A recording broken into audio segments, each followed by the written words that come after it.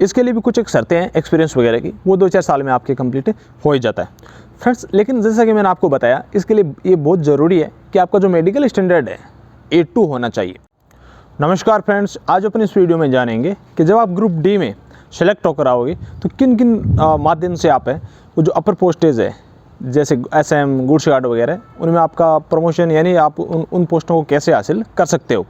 जैसे 14-15 प्रकार की पोस्टें हैं टोटल ग्रुप डी में, तो आप कौन सी पोस्ट है जिससे तीव्रता से बहुत जल्दी है स्टेशन मास्टर या गुड्स गार्ड वगैरह बन सकते हो। सबसे पहले तो फ्रेंड्स ये कि स्टेशन मास्टर और गुड्स गार्ड बनने के लिए आपकी जो आई विजिबिलिटी है यानी आंखों का है वो 6/6 होना बहुत आवश्यक है, बिना किसी लेजर और चश्मे के। इसके यानी ओवरऑल अगर अपन देखें तो A2 है, वो मेडिकल में A2 का आपके जो स्टैंडर्ड है वो होना बहुत ज़रूरी है, और सेम ही ये कंडीशन है वो पॉइंट्समैन के लिए लागू होती है।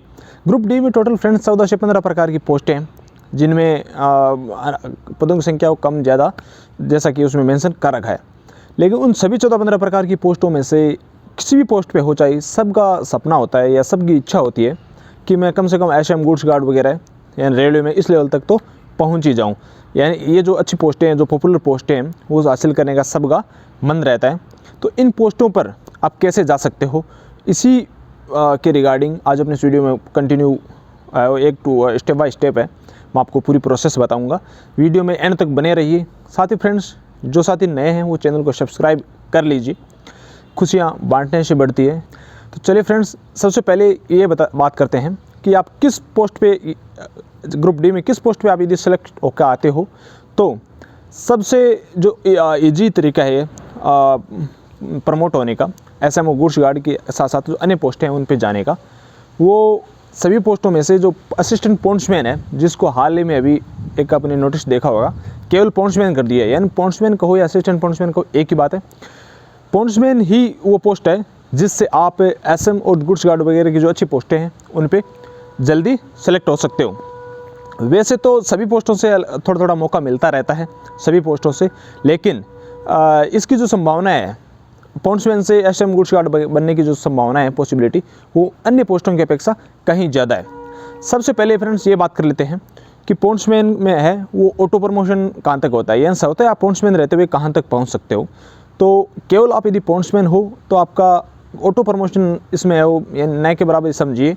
पॉइंट्समैन जब आप भर्ती हो तो पॉइंट्समैन B के रूप में होते हो, और फिर है वो 2.5, 3.5 साल बाद आपको पॉइंट्समैन A कर दिया जाता है।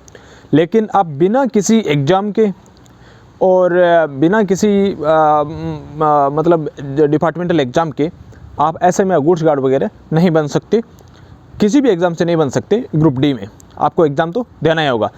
रेलवे ग्रुप डी में प्रमोशन के लिए 2 प्रकार की एग्ज़ाम होती है, GDCE और LDCE। दोनों ही डिपार्टमेंटल एग्ज़ाम है। जो बाहर के कैंडिडेट है यानी एज ए ओपन है, आप फाइट नहीं कर सकते क्योंकि डिपार्टमेंटल एग्जाम है। GDCE और LDC 2 प्रकार की एग्जाम होती है। GDCE में ओवरऑल सभी जो कैंडिडेट हैं, जो अपने कर्मचारी है ग्रुप डी के, वो भाग ले सकते हैं, वो पार्टिसिपेट कर सकते हैं। चाहे आप जो 15-16 प्रकार की जो टोटल पोस्ट है उसमें किसी भी पोस्ट पे आपका सिलेक्शन हुआ हो ग्रुप डी में, जैसे आप शुरुआत में भर्ती होकर आओगे तो किसी भी पोस्ट पे आपका सिलेक्शन हुआ हो, आप GDCE को फाइट कर सकते हैं, जनरल डिपार्टमेंटल एग्जाम है उसको फाइट कर सकते हैं। लेकिन आपको LDCE से 2 प्रकार की एग्जाम होती है, जैसा कि मैंने बताया, GDCE और LDC। एक होती है LDC। आपको LDCE से SM और गुड्स गार्ड बनना है तो आपका पॉइंट्समैन होना बहुत आवश्यक है, जो क्योंकि ये जो LDCE की जो एग्ज़ाम है डिपार्टमेंटल एग्ज़ाम, इसमें पार्टिसिपेट करने के लिए आपका ट्रैफिक या कमर्शियल, इन 2 ही डिपार्टमेंट को मौका दिया जाता है SM और गुड्स गार्ड या अन्य जो पोस्टें होती हैं उनमें जाने के लिए।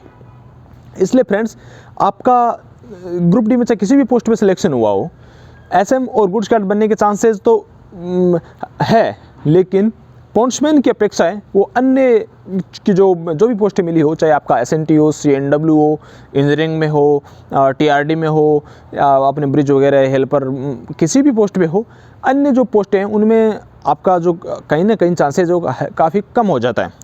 क्योंकि जो आपकी LDC है इसमें केवल और केवल ट्रैफिक और कमर्शियल के कर्मचारी वही भाग ले सकते हैं। और ट्रैफिक का मतलब आप सबसे पहले जो भर्ती होकर आओगे एज ए पॉइंट्समैन, और पॉइंट्समैन ट्रैफिक का पद है, तो ट्रैफिक के कर्मचारियों को इसमें ज़्यादा मौके मिलते हैं SM और गुड्स गार्ड बनने के लिए। इसके लिए भी कुछ एक शर्तें हैं, जैसे एक्सपीरियंस वगैरह की, वो 2-4 साल में आपका कंप्लीट हो जाता है। लेकिन फ्रेंड्स, जैसा कि मैंने पहले बताया कि आपका जो मेडिकल स्टैंडर्ड है वो एसएम, गुड्स गार्ड वगैरह जो काफ़ी जिम्मेदारी भरी पोस्ट है, इनके लिए आपका मेडिकल स्टैंडर्ड है वो A2 होना चाहिए। A2 मेडिकल स्टैंडर्ड से आशय ये है कि आपका जो आई की जो विजिबिलिटी है, आँखों की जो विजिबिलिटी है वो 6/6 होनी चाहिए, वो बिना किसी चश्मे और लेज़र के। यानी लेज़र है वो बिल्कुल नहीं चलता, आप लेज़र के बारे में वो बिल्कुल मत सोचिए, लेज़र नहीं चलता। बिना लेज़र या नेचुरल है आपका जो मेडिकल स्टैंडर्ड है वो A2 होना चाहिए। अब इसके साथ ही फ्रेंड्स सेम ये कंडीशन है वो पोस्टमैन के लिए लागू होती है। आपको पोस्टमैन की पोस्ट भी तभी मिलेगी जब आपका मेडिकल स्टैंडर्ड A2 हो।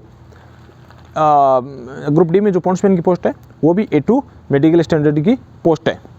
अब मैं आपको फ्रेंड्स आपकी भी जानने की इच्छा होगी कि पोस्टमैन कैसे मिलेगी, तो इसके अलावा मैंने एक अलग से डेडिकेट वीडियो बना रखा है, आप वो भी देख सकते हैं। फिर भी यहाँ संक्षेप में चर्चा कर लेते हैं। आपको जो असिस्टेंट पोस्टमैन की पोस्ट है ये पाने के लिए सबसे पहले तो ये आवश्यक है कि आपने पोस्ट परफॉर्मेंस में, यानी आपसे जब फॉर्म भरवाया गया था, एप्लीकेशन फॉर्म आपने भरा था, तो पोस्ट परफॉर्मेंस में असिस्टेंट पोस्टमैन को नंबर 1 पे रखा है। उसके अलावा आपका जो मेडिकल स्टैंडर्ड है, जैसा कि मैंने बताया, वो A2 होना चाहिए। साथ ही आपका जो स्कोर है वो भी थोड़ा ठीक ठाक होना चाहिए। यानी इन सभी बातों की बाद है वो आपका एज ए पोस्टमैन है वो आप रेलवे में भर्ती होते हो।